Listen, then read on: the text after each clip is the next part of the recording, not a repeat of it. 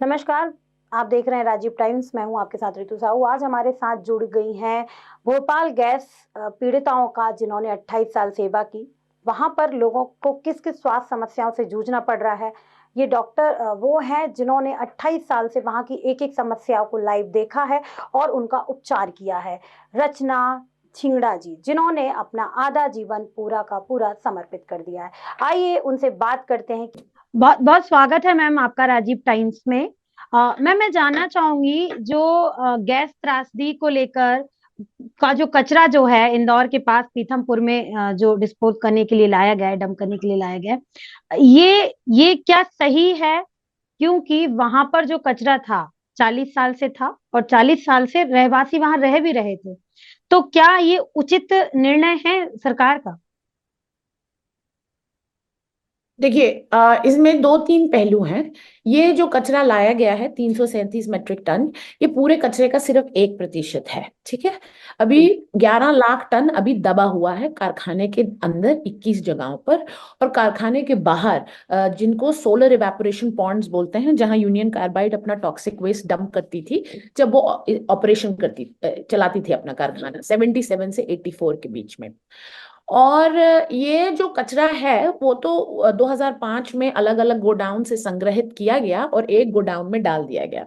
इस कचरे से कोई ज्यादा नुकसान नहीं हो रहा था, क्योंकि ये कचरा रिस नहीं रहा था, ना तो पानी में ना हवा में। ठीक है। तो सबसे इसका आसान तरीका था कि इसको स्टेनलेस स्टील ड्रम्स में भरते और सुरक्षित रखते।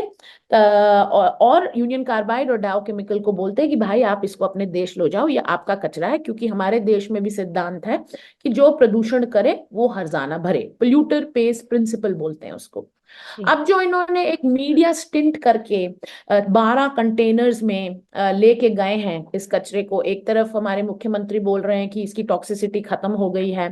तो टॉक्सिसिटी खत्म हो गई है तो ले जाने की इतना जरूरत ही क्या थी, इतनी इतनी सिक्योरिटी में।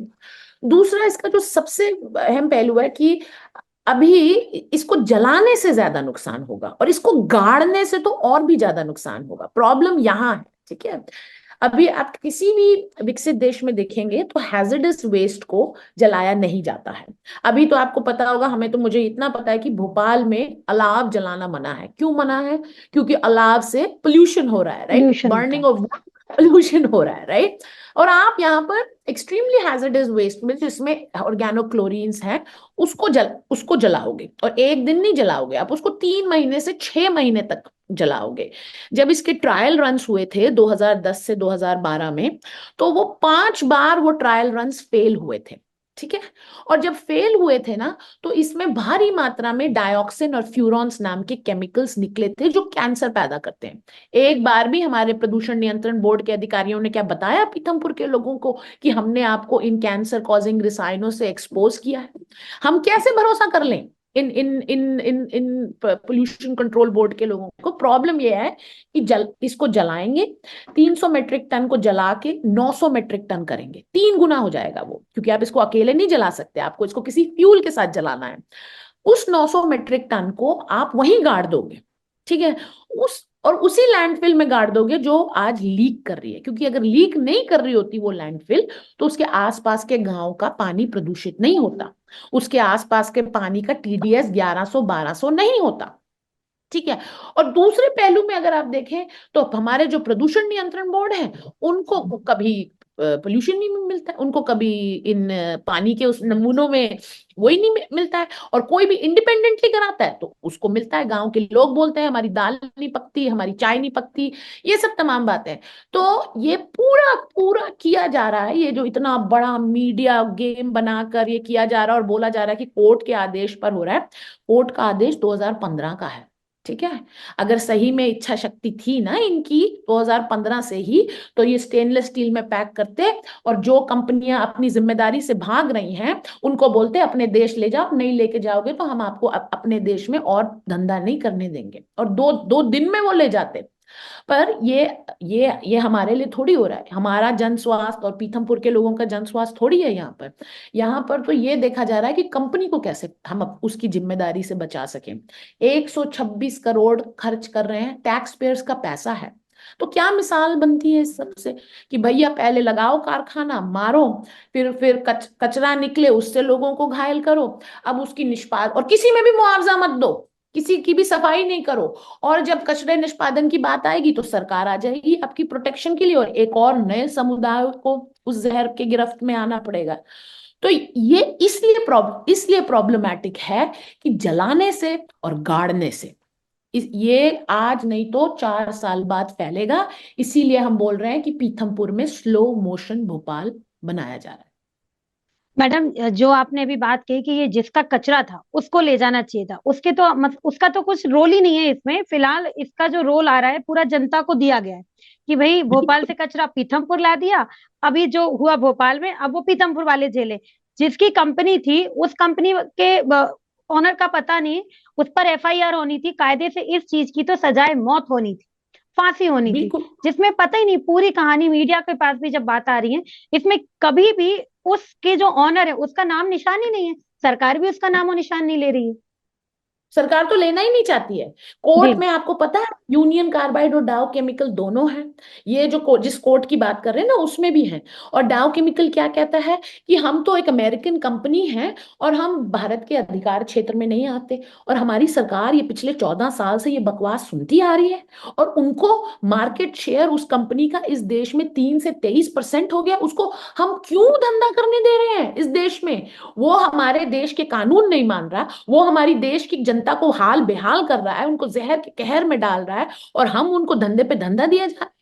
क्यों, किसकी तरफ है हमारी सरकार। और आप बताइए पीथमपुर में लाने से पहले क्या वहां के जनप्रतिनिधियों का काम नहीं था कि वो लोगों को पूछे, लोगों से बात करें, है ना। ये क्या उनका आज मुख्यमंत्री बोल रहे हैं जब वहां कुछ कचरा चला गया। आप सही में अगर उनके शुभ चिंतक होते तो आप उनको पहले कॉन्फिडेंस में लेते पहले और उनकी आप राय पूछते। लेनी चाहिए थी, पहले उनकी राय हाँ, लेनी चाहिए थी, यदि वो ओके बोलते तो इनको, क्योंकि वो भी जनप्रति, वो भी हमारे ही देश का हिस्सा है, हमारी प्रदेश का हिस्सा है। बिल्कुल। और 21 जगहों ने मना किया है, कोई सोच के मना किया होगा ना, 21 डेफिनेटली। राज्यों में जाना था इसको, है ना। 21। और ये भी बता दूं 2012 में जब पीथमपुर में ले जाने की पूरी बात हो गई थी और 15 में ऑर्डर हो गया था, तब जी। मध्य प्रदेश सरकार ही थी जो सुप्रीम कोर्ट गई थी कि हम नहीं जलाना चाहते। आपके farmer environment minister Jayant Malaiya थे, उन्होंने चिट्ठी लिखी कि यशवंत सागर का पानी कंटेमिनेट हो जाएगा। बाबूलाल गौर जो फॉर्मर गैस राहत मंत्री थे उन्होंने लिखा कि इसको नहीं वहां जलाने देना चाहिए। गैस राहत कमिश्नर ने लिखा कि अगर ये जलाया जाता है तो तारपुरा गांव को हटा देना चाहिए वहां से। आज क्या हो गया उन सब संवेदनाओं का, आज क्या हो गया। बस इतनी सी चीज हुई है कि उस वक्त केंद्र में सरकार किसी और की थी, आज केंद्र में सरकार किसी और की है। तो क्या बस हमारे इतना। मुख्यमंत्री को ऐसा लग रहा है जैसे पीथमपुर की जनता से प्रेम ही नहीं है, वहां से उनको वोट मिले ही नहीं हो? बिल्कुल। और उन्होंने इतना गैर जिम्मेदाराना बयान दिया है कि इसकी टॉक्सिसिटी खत्म हो वो गई है। बोल रहे हैं मैडम, रचना मैम, वो ये कह रहे हैं कि 25 साल बाद इसका जो जो भी इसमें प्रॉब्लम्स या जो भी इसके साइड इफेक्ट्स है वो खत्म हो जाते हैं। और चूंकि 40 साल हो गए गैस त्रासदी को, तो 25 साल तो 15 साल एक्स्ट्रा ही हो गए, तो उससे हमको नुकसान नहीं होना चाहिए। अब मेरा सवाल भी यही है सरकार से कि यदि उससे नुकसान नहीं होता तो उसको भोपाल में ही जला देते। उसके लिए बिल्कुल। 126 करोड़ खर्च करने की आवश्यकता मुझे नहीं लगती कि थी। नहीं नहीं, उसको जलाने की जरूरत ही नहीं थी, उसको वैसे ही पड़े रहने देते। हाँ, वैसे ही मैं पड़े सही रहने में देते, कह रही हूँ, क्योंकि वैसे ही बट पड़े रहने देते। उससे नहीं लोगों का नुकसान हो रहा था, जिसकी वजह से लोग, भोपाल के लोगों का भूजल प्रदूषित हुआ है ना, वो जी। कचरा तो अभी भी गिरा हुआ है, अभी भी वहीं दबा हुआ है। तो मैं वही कह रही हूँ, अगर ये पीआर गिमिक नहीं है तो और क्या है।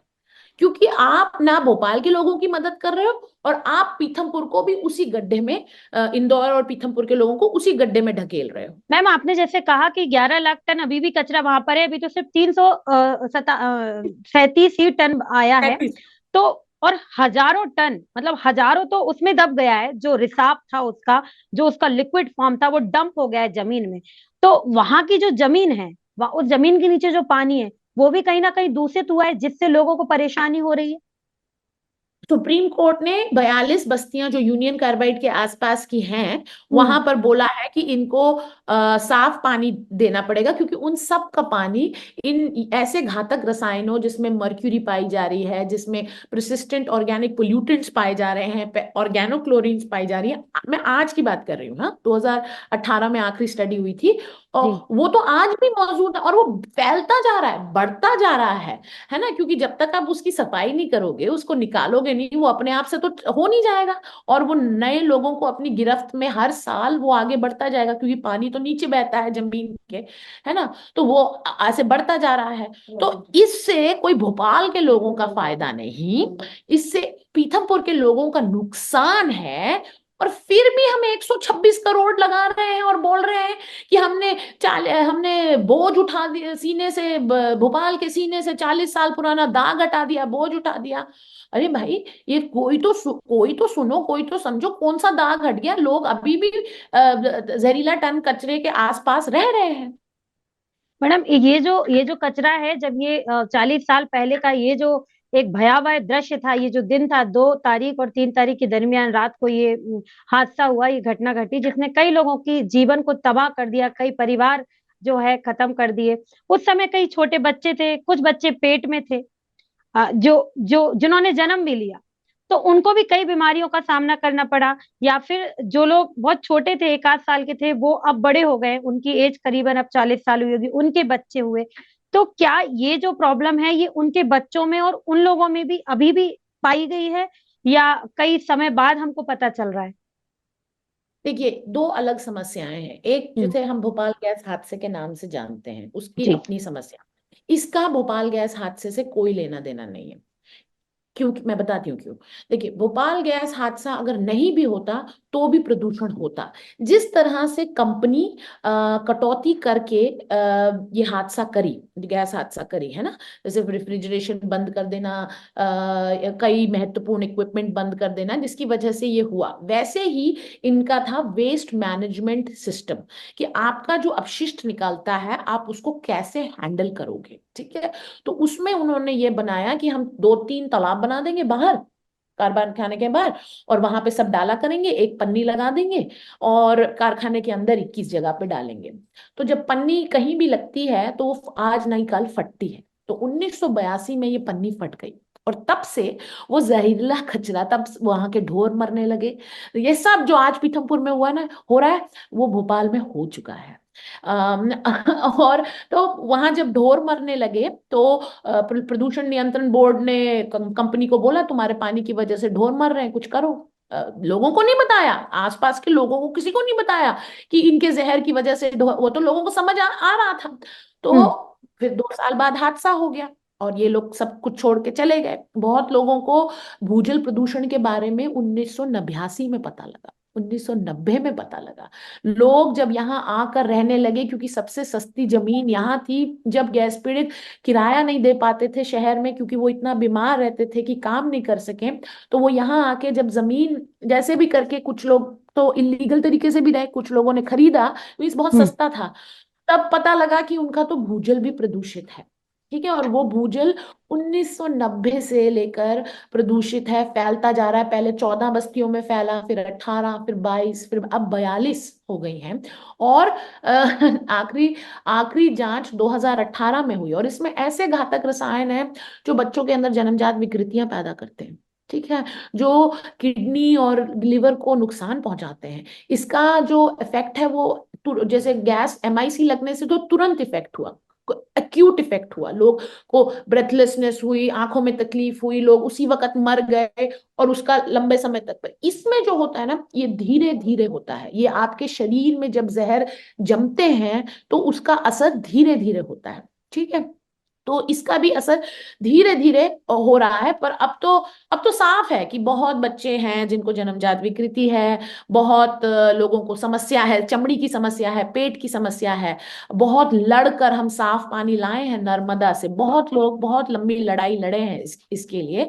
पर यही चीज हम देख रहे हैं, ये लड़ करके किया, और अब कर वही पीथमपुर में इंपोर्ट कर रहे हैं, उसी लैंडफिल में गाड़ेंगे। अरे यहाँ पे भी तो लैंडफिल थी जिसकी वजह से ये प्रदूषण हुआ पहली जी। बार में।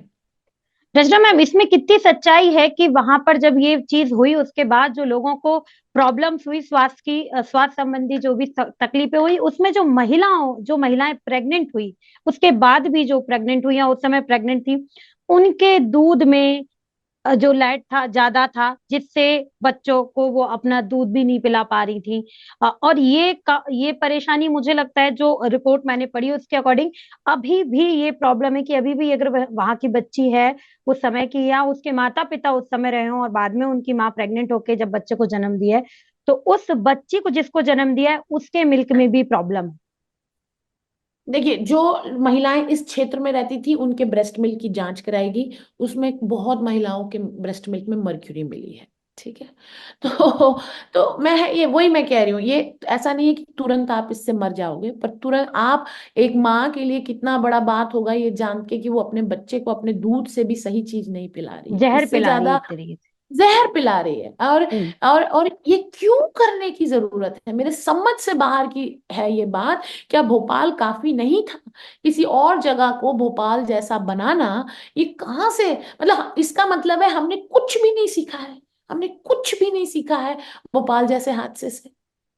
क्या है मैडम, आपको क्या लगता है कि जिस तरीके से भोपाल का हादसा हुआ, उसका 1% लाके पीथमपुर में रख दिया, तो एक क्षेत्र तो ऑलरेडी प्रॉब्लमेटिक है ही, वहां पर तो हम्म। समस्याएं हैं ही जनता के लिए, तो एक और जगह बना दी जहां पर जनता परेशान हो।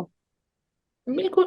कोई तो तर्क नहीं है ना इसका, और ये खाली पीथमपुर तक सीमित नहीं रहेगा। जब हम्म। ये 900 मीट्रिक टन अब गाड़ोगे ना, तो ये हम्म।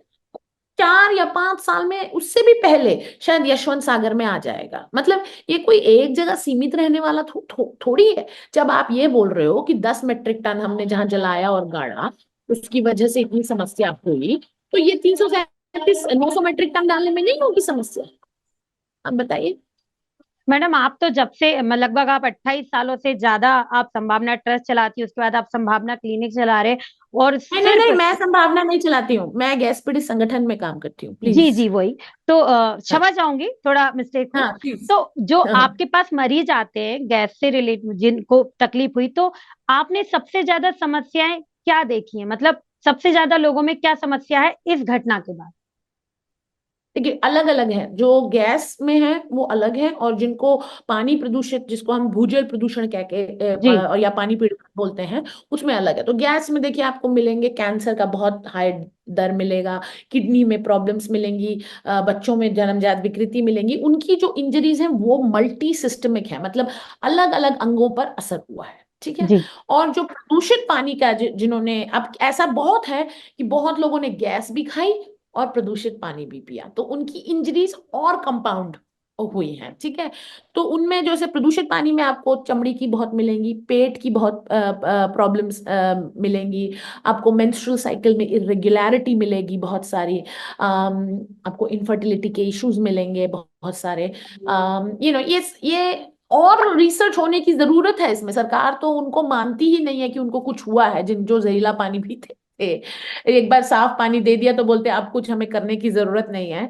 हम्म। क्योंकि जब भी आप आंकड़े रखते हो ना, तब आप किसी पे जिम्मेदारी बनाते हो कि इसके लिए जिम्मेदार कौन है, और हमारी सरकार वो चाहती नहीं कि कहीं से भी यूनियन कार्बाइड और डाव पर कुछ भी दाग लगे। तो वो आंकड़े भी नहीं रखते हैं। पर हमें हमें पता है कि लोगों को, और इसके बारे में छपा भी है, लोगों में बहुत तकलीफ है। गैस में तो आप देखेंगे कोविड में सबसे ज्यादा गैस पीड़ित खत्म हुए, सबसे ज्यादा, जी। क्योंकि उनके फेफड़े और कैंसर और इसकी वजह से।